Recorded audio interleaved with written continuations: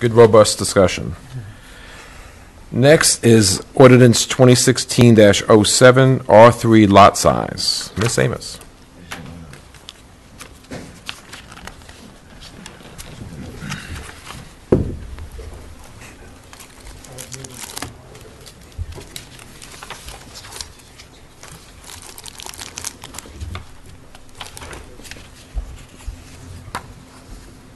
I predict this one will go a little faster. Sorry. Ashland, the Center Street neighborhood watch is here to sing Christmas carols to you all if you. Sure. We're going to have a pause in the proceedings, and some of our fellow citizens are going to come in and sing Christmas carols to us for a few minutes. So I'm not going to be bah humbug. I'm saying come on in.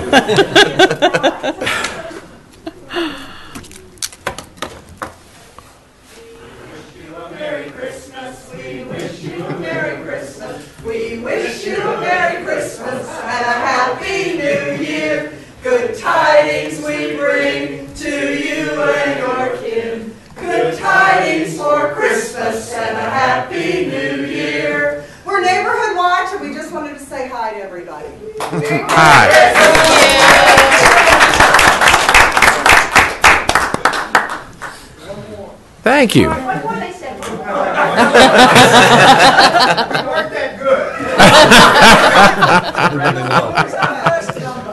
Come on, Woody. God rest ye merry gentlemen, and nothing you to say. Remember Christ our Savior was born on Christmas Day to save us all from Satan's power when we went on astray. Oh, tidings of comfort and joy, comfort and joy. Oh, tidings of comfort and joy. We'll take one request, but I want it to be from Joe. Jingle bells. What? Jingle bells. Oh, shoot. Jingle bells, jingle all the way. Oh, what fun it is to ride in a one-horse open sleigh. Hey, jingle bells, jingle all the way. Oh, what fun it is to ride in a one-horse open sleigh. Thank you.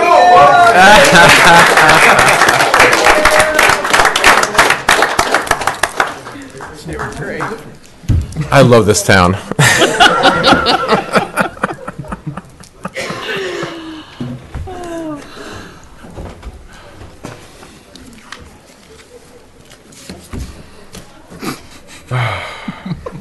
Miss Amos. All like three lot sizes.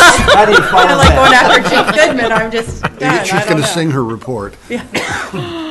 Okay, the really exciting topic, ordinance 2016-07, R3 lot size amendment. So the request is to clarify some existing language within the R3 district for single-family attached developments. So the accomplishments to list single-family attached as a use with a conditional use permit, it's in there, and to set the minimum lot size at 6,000 and frontage standards at 37.5 per lot. So a two-family dwelling, also sometimes known as a duplex, and a single-family attached dwelling were added to the code in the R4 and R3 districts, but the standards, for some reason, were not defined in R3. So it's made it pretty difficult for us to accurately regulate these uses. The Bulifant application is the first within the R3 district to request a conditional use permit for single-family attached dwellings. Therefore, we discovered this issue.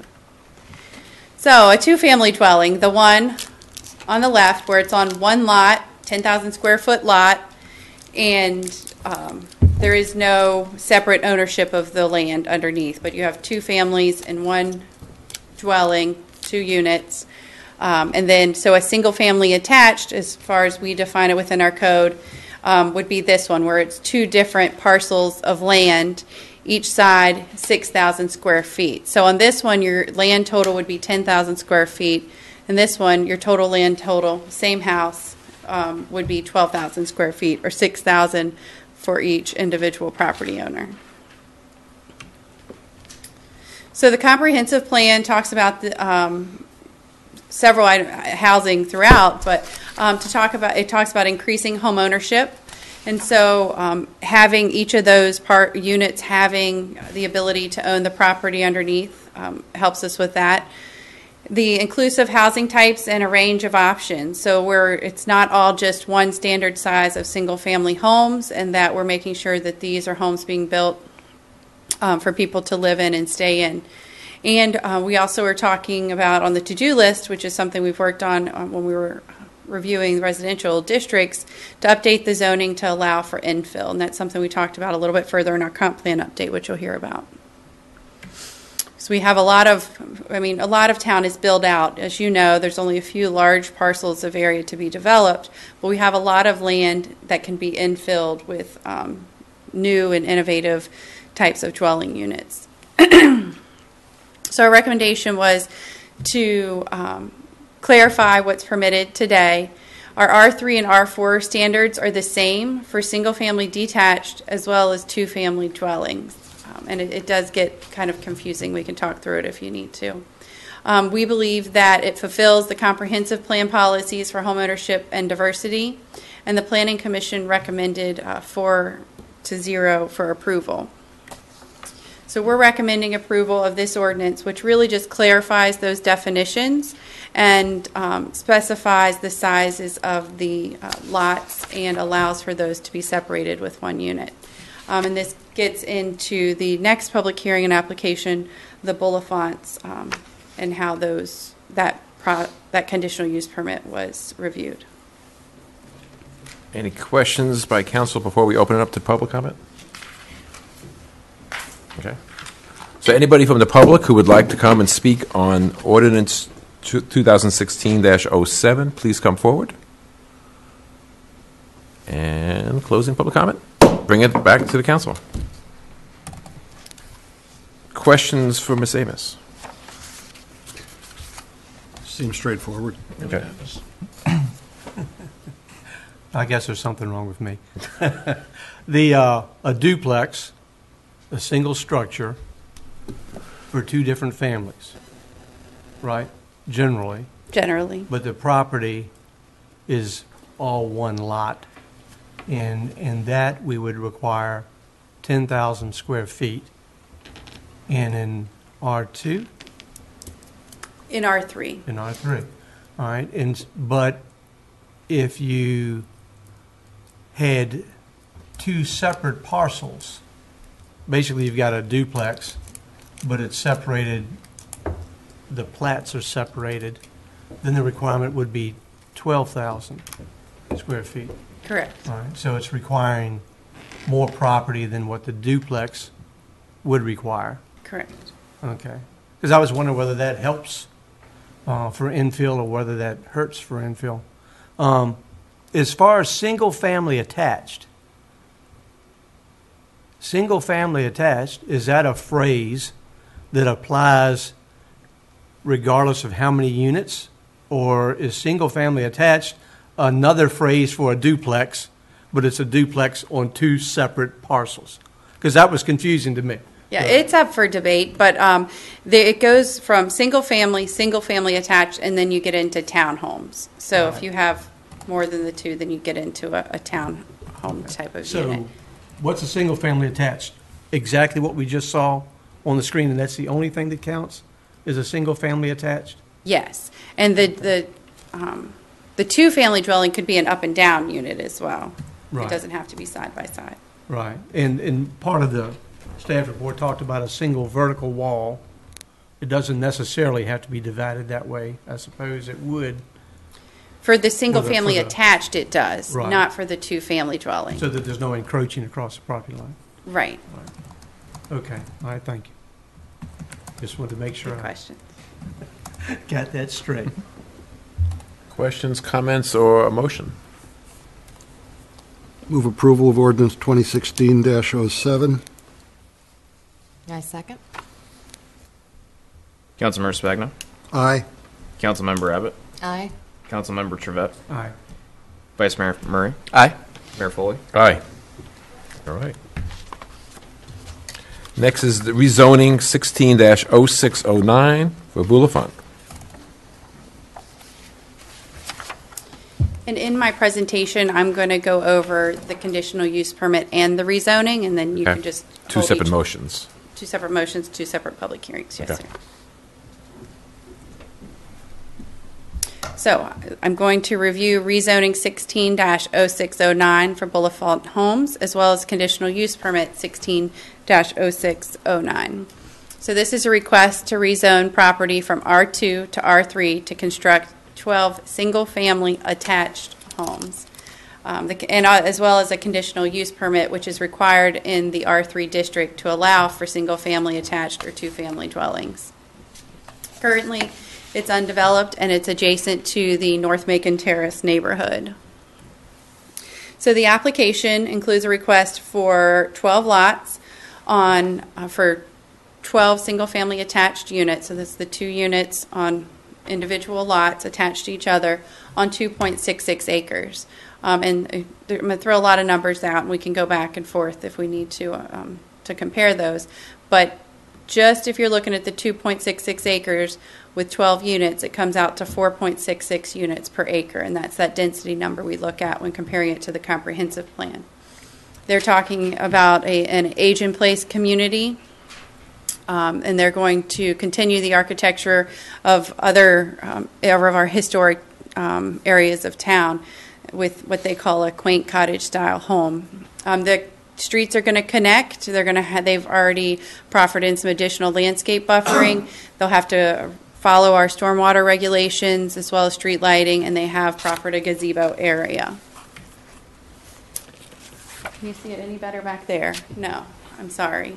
That big black blob where you see Cali Street and Haley Court, those 2 streets will connect up, creating the grid system that our comprehensive plan calls for and our code requires.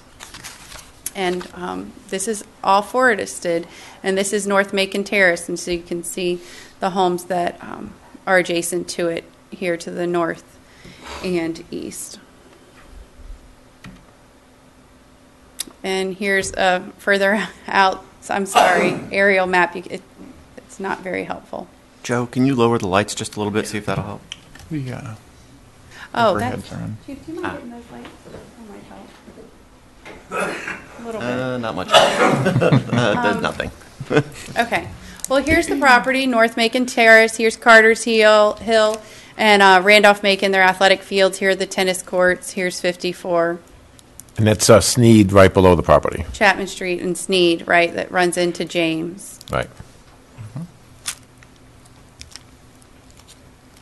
Okay. So here's an overlay of their request, again showing the connection of Cali Street to Haley Court.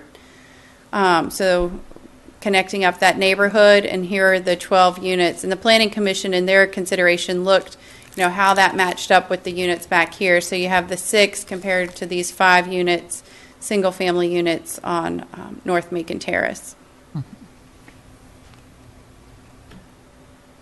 Here's their concept plan as provided within the proffers. So again, you have 6 lots here with the proffered landscape buffers, something that the residents who have been active in the public process have asked for. These are the elevations that are being proffered, and so anything that comes before us as far as reviewing a building permit would follow these elevations and the style that is put forth, as well as the fact that they're all 2 stories. These are all the front elevations. And so you can kind of see this is more of a carport more than a porch, and so when we get into talking about the checklist and the items that they meet, they do have what appears somewhat to be a porch, but this is really a carport. And they've worked with the Planning Commission through comments that they received to improve that area, which we'll talk about further. They have also proffered to use this color scheme. It falls in line with most of our historic district and the colors that were originally used in those areas. So to go over the proffers as listed in your staff report, they have proffered the conceptual plan as far as the layout and the streets and the landscaping, as well as the elevations and the color pattern that we just saw. The minimum square footage of 1,500 square feet of living area, plus a 900 square foot second floor and a 250 square foot porch and carport. And so the second floor, which the applicant could speak to you about further, has the option to be finished, but may also not be finished, but it would be available for future renovations. They've also talked about the quality of roof and building materials, and that they'll preserve a minimum any tree that is 5-inch in caliper or more.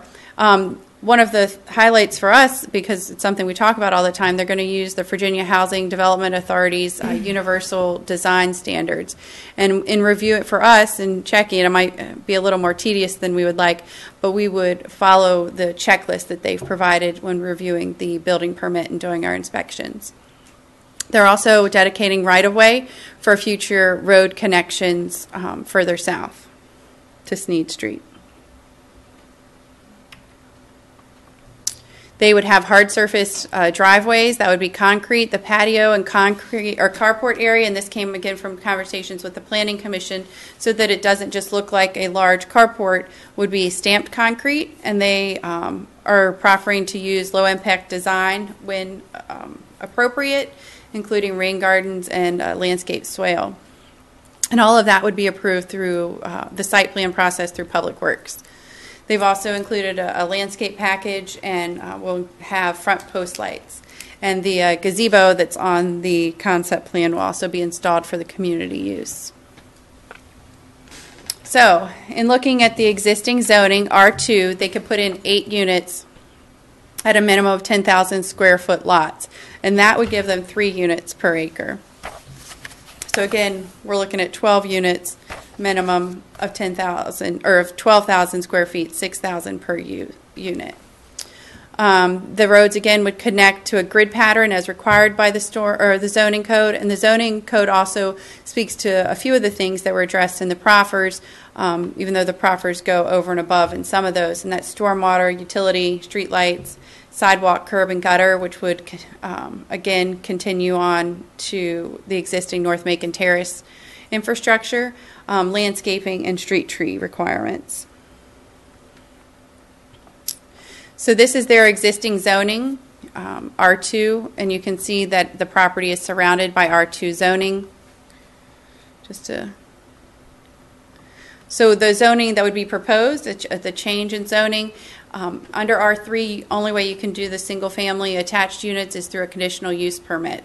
So they're looking at 12 units, 12 or 10,000 square foot lots, and that would give them 4.6 units per acre.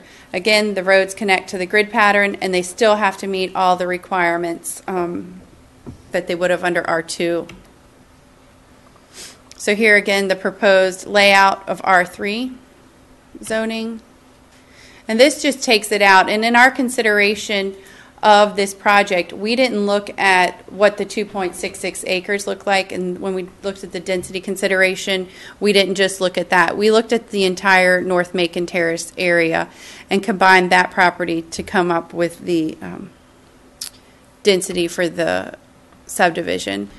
So the future land use talks about this property being low density residential, that's 1 to 4 units per acre. In order to get to the 4 units per acre, we have a checklist that allows for density bonuses. So if you meet the requirements on that checklist, then you could have we would recommend a higher overall density. And those are included in our housing checklist, and this project met a significant amount of those. So they met 95% of the requirements in that checklist.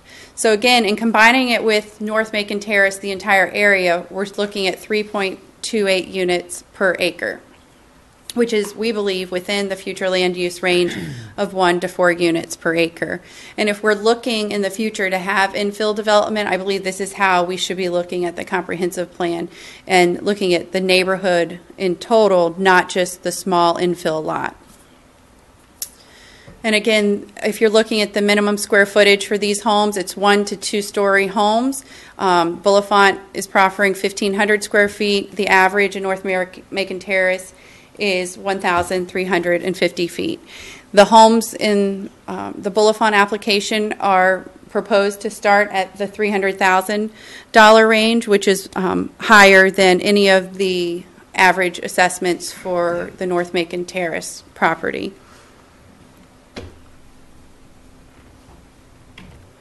The lot sizes as well, at an average of over 13,000, is much larger than the 10,000 square foot average in North Macon Terrace. And so here's your future land use map, which shows those road connections, which will be met through this project, as well as the density of 1 to 4 units per acre. And so you can see with the overlay of the project, it really fits in with the existing density that's already there.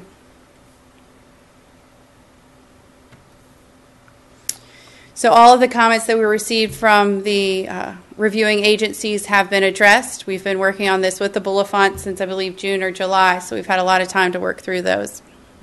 Again, just to review our analysis, when we looked at Macon Terrace in a total, with the addition of these 12 units, it still leaves them at 3.2 units per acre. Again, we feel that this is an infill that makes it part of the North Macon Terrace subdivision, and we looked at it that way. And in meeting the 95% of the density bonus requirements and the need for senior housing, we felt that this project really set the standard for having the higher density allotment. So again, duplexes and accessory apartments, in looking at a conditional use permit, what are we going to look at? The landscaping, having a concept plan, and outdoor storage. So conditions that the Planning Commission recommended and that staff as well recommends is to adopt the concept plan as a condition dated December 9th, that no parking would happen in the rear on the street side yards, and that no open storage would occur, and so that any storage would occur within an accessory structure or within the main structure. And the concern was there's no garage with these units since they have the carport, and so where were people going to store their items? And so that's the reason that condition was added.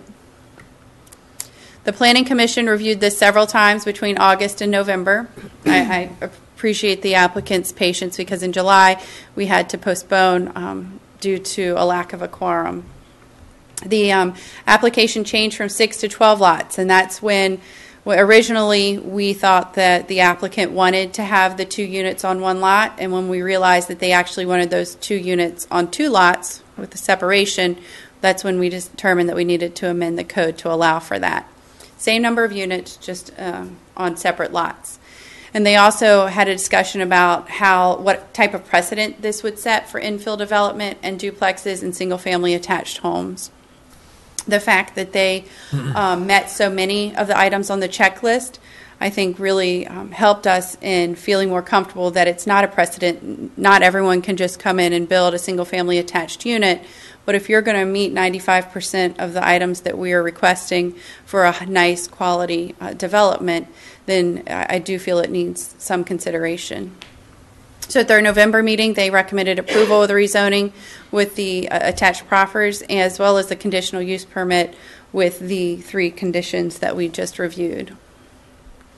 During that, they also provided a pretty lengthy list of comments. Those are on page 2 of your staff report, and we reviewed those with the applicant, and they addressed several of those through proffer amendments. Some of those changes, they removed the age restriction requirement. There was a lot of discussion with the Planning Commission on, do we really want all these units to be 55 and older? Does that mean they can't have any kids? And how does that get monitored? So they removed that restriction. They narrowed the driveway to 24 feet so that there wasn't such a large space of hard surface. They've added the proffer about a decorative stamped concrete under the carport area. And there was a concern about the carport being separated from the front door, so they've included an overhang to keep you dry during the rain. And we asked them to remove the stormwater proffer because most all of that is required currently.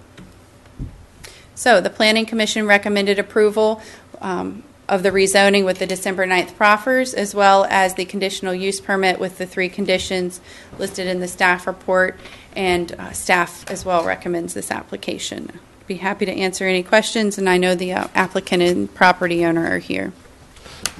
Any questions for Ms. Amos before we open up the public hearing? Going to seem like a really mundane question. Where is this gazebo going to go? Oh, see, I looked at it, and I was like, I should point that out, but You I come in on didn't. the right.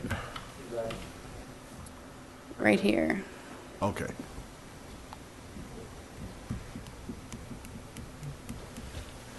And so the community is, excuse me, the gazebo is something that would be used by the entire community or only this development? That would probably be a good question for the applicant. It's my understanding that there will be a homeowners association who will maintain the gazebo in any open areas. So I do not know if that would be available to everyone. Okay. And one last question before. Mm-hmm. You had said that property was being dedicated for potential continuation of a road south? Right here. Right. Is there any property that's needed, for, as the drawing shows, for a road west as well? Or is that not? They not on their property. They're giving us everything on their property. Okay, so there's nothing else they need to give concerning west? No, sir. And obviously, we always send out notices to property owners affected by this. Did y'all receive phone calls or any from the Macon Terrace community? We have heard mainly from 2 property owners. I know one is here this evening, but we have had public comment from at least 2 who have come out verbally to speak at public hearings. We'll hear more in a minute. Mm-hmm. Thank you, Mr. Mayor. Thank you, Ms. I have a question for the town attorney. Can we open the public comment for both the CUP and the rezoning at the same time? Yes, but I would recommend that you vote on them separately. And do We the would rezoning absolutely first. vote on them separately. Okay. So we're going to open the public hearing for both the rezoning 16-0609 and the CUP 16-0609 at the same time. Please come forward to speak on either issue. Please. My name is Suzanne Allen. I'm with North Macon Terrace HOA, and Okay. my property borders the beginning of Strawberry Fields. We've been in conversation with the Planning Committee. Preferably, we'd like to keep it as a small 6-unit, 8-unit. But if this is going to happen, they have been working with us about the stormwater runoff. The concern is the blending of Macon Terrace into the Strawberry Fields and the HOA. We have a separate HOA, and I'm assuming there's going to be an HOA. Correct. We were going to let 75% of the hunters move in and let them make a decision how they want to make it. So is it possible that they will not have an HOA, something like Slash Cottage happened? That's a concern, because as it goes around to Cali, North Macon Terrace, we have that HOA that, we have our own restrictions and things like that. As I see the plan, they've made some changes that looks good. My biggest concern, because my property borders it, was the stormwater runoff, and I'll keep an eye on that, because some of it drains into my property right now. Gotcha. But the swale, as they've discussed, should alleviate that? That I don't know. Okay. That I don't know. I do know, I do understand that they were at one time thinking about using Macon Terrace's stormwater drainage at one time, but they'll have to get that approved by the planning, and utilities commission. Okay. And my other concern is for the construction of it, how long will it take and things like that, and cutting the road through, and the disruption on Ms. Hawk's property and my property as they bring in the new equipment and things like that. But we would prefer to keep it that way, but if it's going to happen, we'd like to work with Bolafon to make sure that everything rolls smoothly. Thank you. Okay? Hello, my name's William Bolton. I can assure you that the If you could come up here so that people on TV can hear you as well. In the room, it's easy. And the old Dickey's Church, too. Look, check it out. Strawberry Fields, Strawberry Fields Forever, an age and place community. A little advertisement while I'm here. No, but I assure you, the natural buffer that we are trying to leave, I'm going to leave that intact and try to develop around that to minimize any damage or just to minimize any damage to help you with. It's like that natural. And I don't know, I can just, this has been a really wonderful experience for me and my family and my friends that are here. And, I've never had anybody like help me so much, to help my life so much than Garrett. And I just, I'm just really, just really humbled by the whole fact that y'all let a small business, family business like us, come to y'all's town and feel so welcome. And that's about all I got. Unless y'all got more questions for me. We may in a few minutes as we have discussion. All right. Thank you. Okay, anybody else? Closing the public hearing and bringing it to the council for comment and discussion.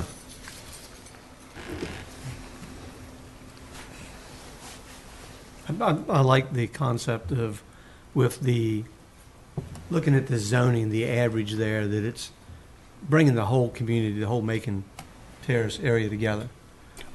I know one of the things we've talked about before is having communities within communities, and things seem cloistered. And so it's good to see things brought together. I don't know the specifics of our regulations or requirements concerning a homeowners association, but it seems like if both homeowners associations are speaking the same language, or if the stipulations of the one that already exists apply well with the added venture, it seems like it would be, again, more of one community or one neighborhood if there wasn't as little a separation as possible between the two communities. So it is one community. I think it's a good thing. So I don't know if there's anything that we can do or should do to help with that. I think it's something for an ongoing conversation. We have this conversation often. Don't really encourage or desire to have too many homeowners associations. I mean, that's why you're in town, for us to take care of your streets and your issues and your trash. You don't need to get your own trash service. We provide it. The main reason that we do need to have an HOA is if they had a stormwater system similar to the one at North Macon Terrace, that we would need an agreement for those to be taken care of and inspected and maintained. And so that's really the main need. We talk often about not wanting subdivisions in town, that everyone's part of Ashland and one happy neighborhood. So. All right, thank you. My concern about a homeowners association is if it's voluntary, it may not happen. And they are proposing a community asset for this neighborhood. And there was supposed to be a neighborhood association in my subdivision, and it never happened. So a lot of the issues that the homeowners association was supposed to take care of never get taken care of. I'm concerned about the so-called tragedy of the commons. If it belongs to everybody, it get taken care of by nobody. So I think if there's a community asset in there, I think there needs to be somebody responsible for taking care of it.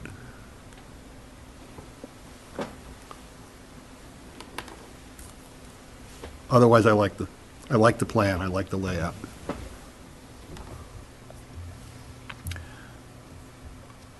My concerns largely revolve at this point around an HOA as well.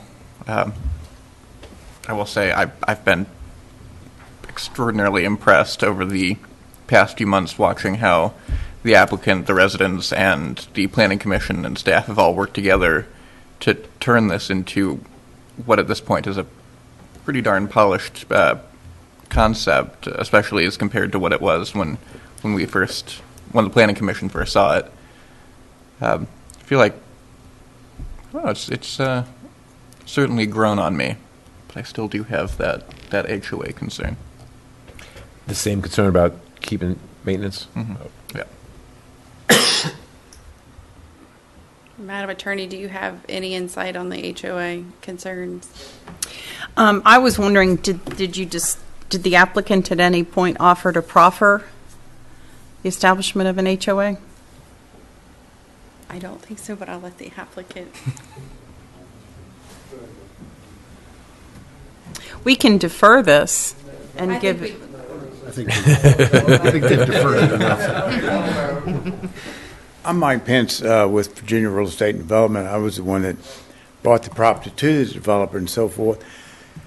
I've been in real estate for 25 or so years and dealt with HOAs quite often and so forth throughout the county of Hanover as well as some other counties and so forth. HOAs, if they have a designated purpose, they can be great.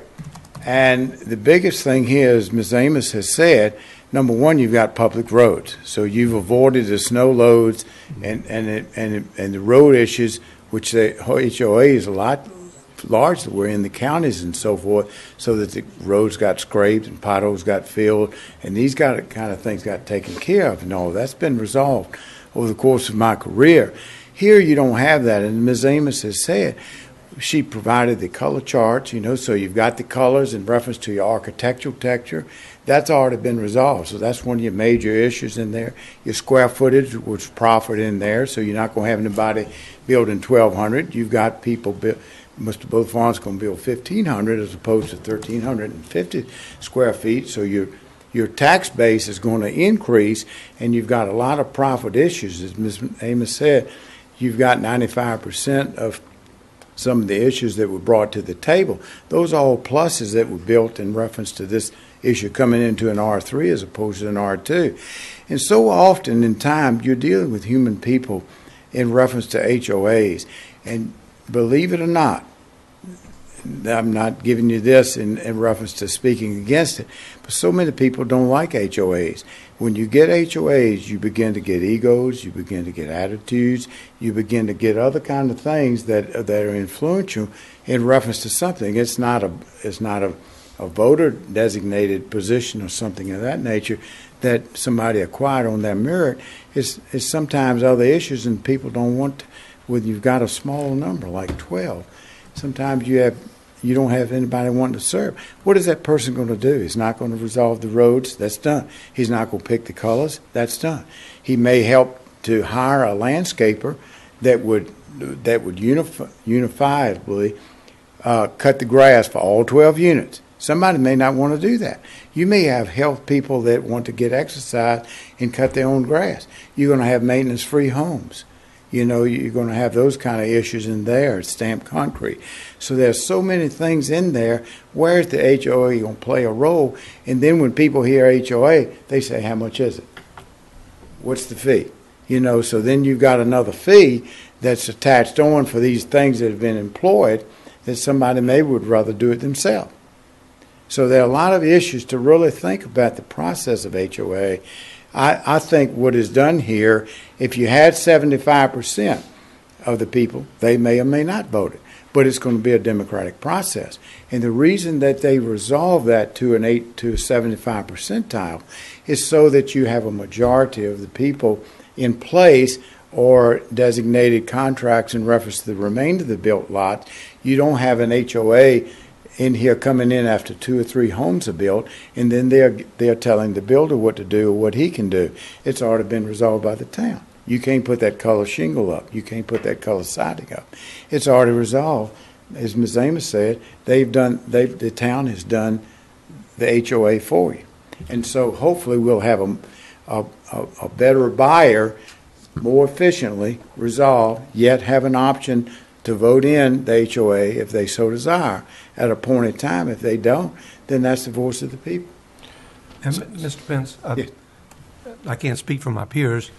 I think the main concern is a gazebo, as far as that's a community property, who's going to take care of it, and also what we've seen before was when subdivisions come in, if there's a playground, then neighbors who aren't part of that subdivision, their children want to play on the playground, and sometimes no, you don't belong to a homeowners association, you're not welcome here, and so it may just be centered around the gazebo.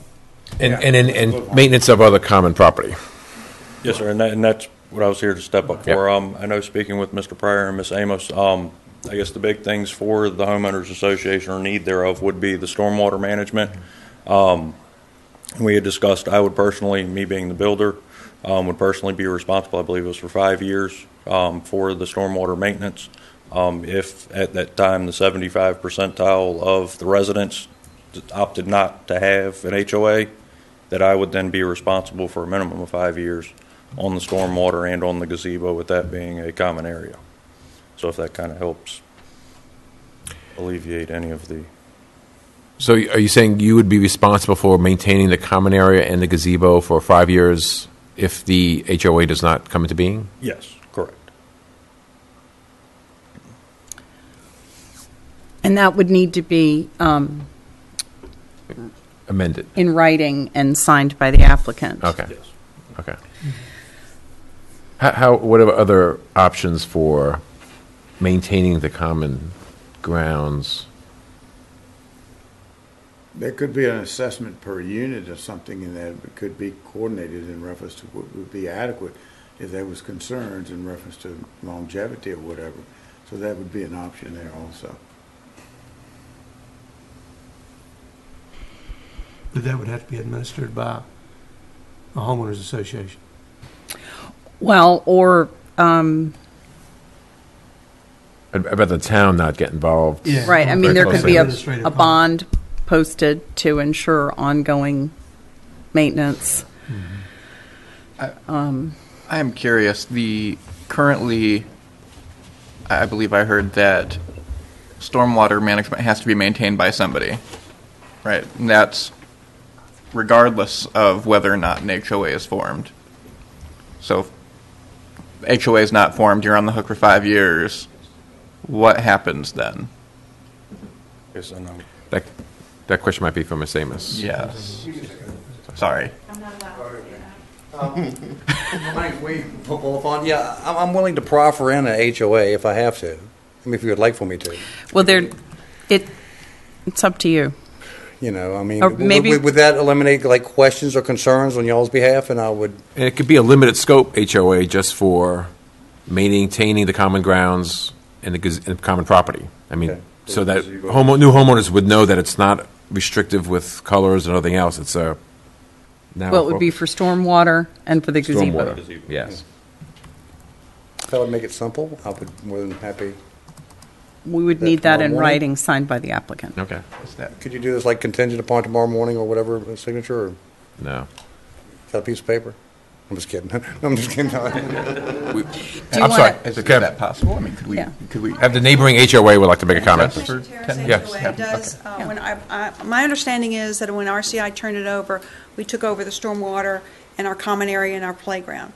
So we have a minimum one. We do have restrictions, you know, they're the kind of suggestions that we have, but that's the concern of 5 years versus forever. Right. And I just moved there a year ago, and I became onto the board, and I see where it would behoove you to have one for the stormwater and the gazebo area, so that you maintain it. We hire people to cut the grass around there and make sure that the playground's up to par and nothing's goes wrong with it. Yeah. So that's what my concern is now that you're going in, is to go ahead and be at the maintenance Yeah. Thank you. with the HOA.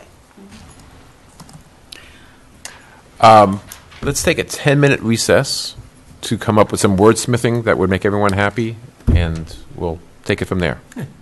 Thank you. Apologies to the other applicant. Council meeting? And so during our recess, the property owner has proffered to put together a homeowners association to maintain any common spaces, to include but not limited to the stormwater features and the gazebo. And so that language, and it's signed and it's in front of you. And I don't know if the town attorney has anything else to add on to the process. Okay. And this would be an amendment to the CUP, not to the rezoning. No, it's an amendment to the proffers for the rezoning. Ah, okay, thank you.